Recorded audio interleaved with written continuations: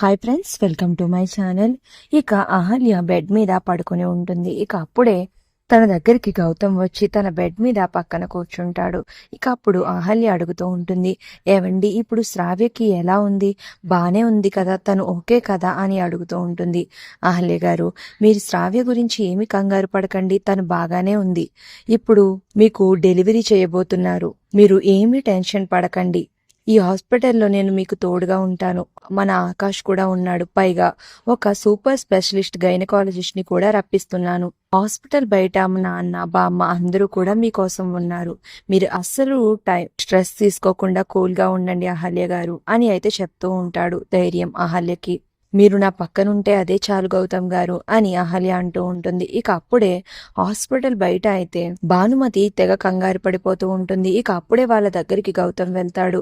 ఒరే గౌతమ్, ఇప్పుడు అహల్యకి ఎలా ఉందిరా, తన కడుపులో బిడ్డ ఎలా ఉన్నాడు, నా మునిమనుడికి ఏం ప్రమాదం లేదు కదా, అది అంత కష్టపడి శ్రావ్యని కాపాడింది కదా, దానివల్ల నా మునిమనుడికి ఏమి ప్రమాదం జరగలేదు కదా, వాడు బానే ఉన్నాడు కదా, చెప్పరా తొందరగా, టెన్షన్ వచ్చేస్తుంది అని భానుమతి ఓ కంగారు పడిపోతూ ఉంటుంది. బామ్మ, నువ్వు ఏం కంగారు పడకు, అహల్య బానే ఉంది. పైగా నేను స్పెషలిస్ట్ గైనకాలజిస్ట్ ని కూడా రప్పిస్తున్నాను. అహల్యకి కొద్దిసేపట్లో డెలివరీ అవుతుంది అని అయితే గౌతమ్ చెప్తూ ఉంటాడు. ఇక అప్పుడు అదితి ఇలా అంటూ ఉంటుంది, బామ్మ మీరేమి భయపడకండి, నేను కూడా గైనకాలజిస్ట్నే కదా, అహల్యకి నేనే డెలివరీ చేస్తాను అని అదితి అంటూ ఉంటుంది. నువ్వు చేస్తానన్నా నువ్వు చేయడానికి నేను ఒప్పుకోను అదితి, నేను ఆల్రెడీ ఒక స్పెషలిస్ట్ కి కాల్ చేశాను, ఆయన వస్తున్నారు అని అయితే గౌతమ్ అంటూ ఉంటాడు. ఇక ఆ మాటలకి అదితికి చాలా బాధ అనిపిస్తుంది. ఇక అప్పుడే అర్జున్ ప్రసాద్ ఇలా అంటూ ఉంటాడు, ఒరే గౌతమ్, ఇప్పుడు ఎందుకురా ఇబ్బంది, అదితి ఎలాగో గైనకాలజిస్టే కదా, అహల్యకి అదితి డెలివరీ చేస్తుందిలే, నువ్వు తనని ఇబ్బంది పెట్టకు అని అయితే అర్జున్ ప్రసాద్ అంటూ ఉంటాడు.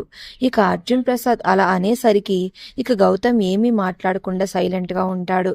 ఇక ఇప్పుడు అహల్యకి అదితి డెలివరీ చేయబోతుంది. మరి అదితి అహల్యకి సేఫ్ గానే డెలివరీ చేస్తుందా, లేదా పాత కక్షలు ఏమైనా గుర్తు పెట్టుకుని అహల్యకి గాని అహల్య కడుపులో ఉన్న బిడ్డకి గాని ఏదైనా హాని చేస్తుందా, అసలు ఇప్పుడు ఏం జరగబోతుంది అనేది నెక్స్ట్ రివ్యూలో తెలుసుకుందాం. వీడియో నచ్చితే ప్లీజ్ సబ్స్క్రైబ్.